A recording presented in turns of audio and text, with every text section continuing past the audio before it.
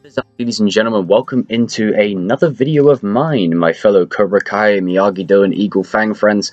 In this video, I want to follow on from my video yesterday regarding the arcade fight and combining that with Robbie's sort of juvie fight. I want to talk a little bit about a specific moment from the scene that I was talking about that I kind of left open-ended. I was talking more about mood and atmosphere in the scene yesterday.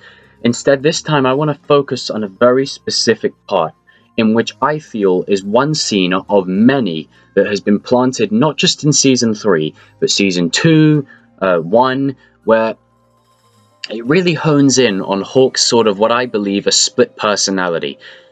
His ego and his badassery as Hawk, but also his vulnerability and gentleness as Eli.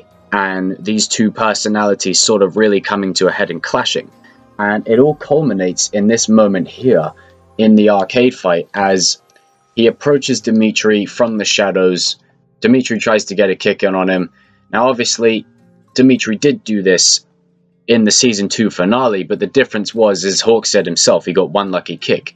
Demetri going toe-to-toe with Hawk on even ground without the element of surprise, it's not exactly going to go well. Now you combine this with Mitch, who currently still is a Cobra Kai at this point, before he gets booted out after losing to Kyla. Him and, you know, the big sort of Cobra Kai dude both put Chris on the floor. Chris is getting stomped up. The Miyagi-Do students are going down like flies. They're all going down one by one. Hawk trips Demetri, puts him on the floor, and puts him in the same position that Robbie was in at the school fight. And it's also the same position that Robbie's in again. He's being held down on the ground, but the difference is that Robbie... And I saw a great comment that said it perfectly. Robbie, at this point, you know, I mean, you could say at this point in the season, is he Miyagi-Do, is he not? But he's still a Miyagi-Do of sorts at this moment in time, until, you know, after this scene. After this scene, he edges towards Cobra Kai, and then the rest is history. But at this point, it's sort of showing you that, right, even if you strike first, it doesn't always mean that you're going to win. In the case of Robbie, he strikes first and succeeds. In the case of the Miyagi, you know, the rest of Miyagi-Do, they strike first and lose, and they fail. And after Chris goes down, and one of the other Miyagi-Do students goes down, and then when Demetri goes down, as I said in the video yesterday, Sam is reliving this moment again. So she freezes up. She freezes up completely. But on the topic of Eli and, you know, Demetri in this scene, it strikes me that he's hesitating. It's not like he's holding Demetri there, tantalizing him and making him, you know, beg for mercy. It's not like that at all. He's actually contemplating, do I do this? Should I do this? And the look on his face says it all.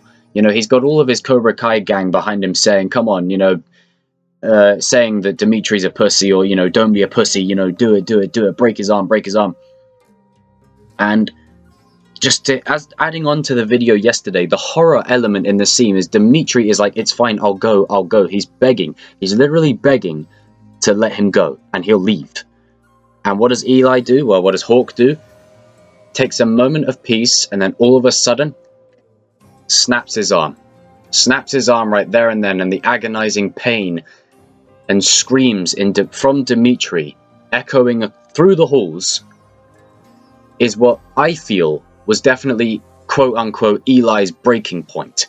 No pun intended. And someone mentioned in a comment, and I can't remember who said this, but they said it perfectly. The lighting in this scene, it's not just how I said it with the mood and the atmosphere. It's red and blue. It's symbolizing, in another way, Hawk's toss between red, evil, blue, the light. He's sort of tossing and turning between both. Now, I know I said I wanted Hawk's hair to be a yin and yang kind of black and white color, symbolize Daniel and Johnny and yin and yang, you know, black and white coming together.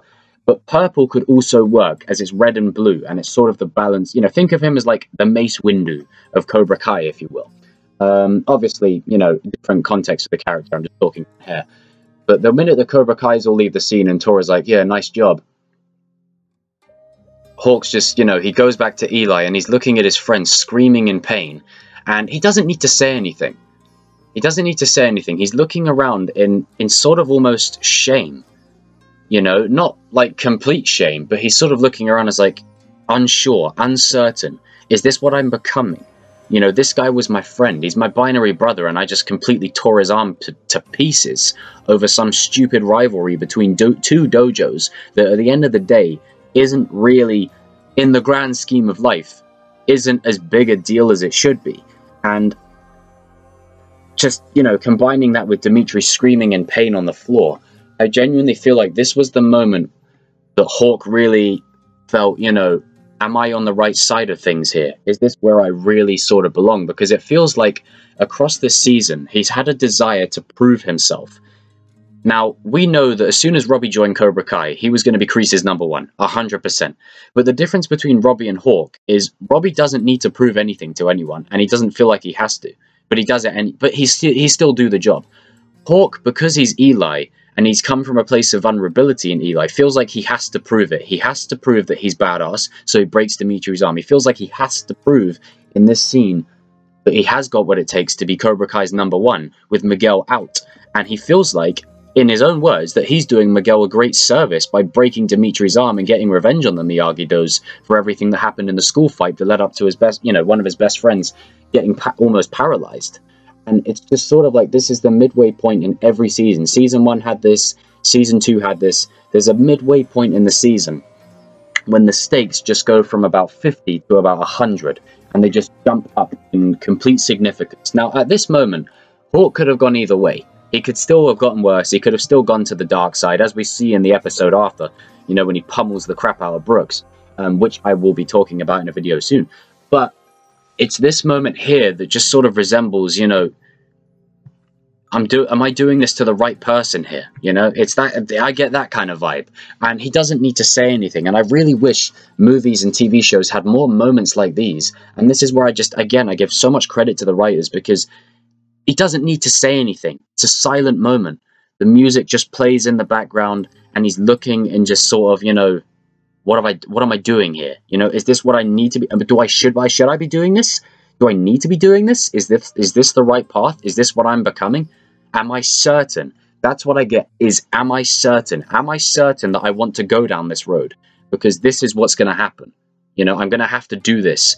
And obviously, it's, you know, it's built up to the finale where Johnny says, you know, Kreese doesn't give a shit about you. And it pays off here.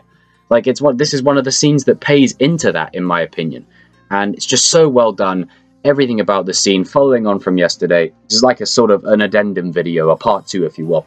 But I really wanted to leave this part open-ended yesterday, because I really wanted to delve into this specific moment, the character choices, the certain kind of nuances and idiosyncrasies that are made here within the confines of this part of the story. It's amazing to me. It's amazing. So guys and girls, leave your comments down below. Let me know what you think. And yeah, I want to thank you all again for hitting the 4,000 sub mark. It means the world to me. It's crazy that, you know, I've only just been really sort of delving into the Cobra Kai YouTube community the last, I'd say 3-4 months, and it's really grown tremendously. If you want to follow me down on my social media, it's all the links in the description below. And also, I have links there to part 1 and part 2 of the roundtable I did with other content creators like Team Rubalcaba, Cobra Kai Studio, Watch Party, all of those great people, Bonsai Kai Dojo, all those great people. They're all there. And I think Cobra Kai Companion as well, the podcast group. But anyway, comment down below. And also, comment down below your favorite dojo. Are you Eagle Fang? Are you Miyagi-Do? Are you Cobra Kai? Or are you Topanga Karate? Comment down below, let me know, and what shall I end the video off with today? I was tempted to do your karate's a joke, but I kind of want to keep switching it up. In this one, do you know what? I'm going to pass it to you guys down in the comments. Pass your comment of what your favorite Karate Kid or Cobra Kai quote is, and I'll say it at the end of the next video. So you do that. For now, your karate's a joke.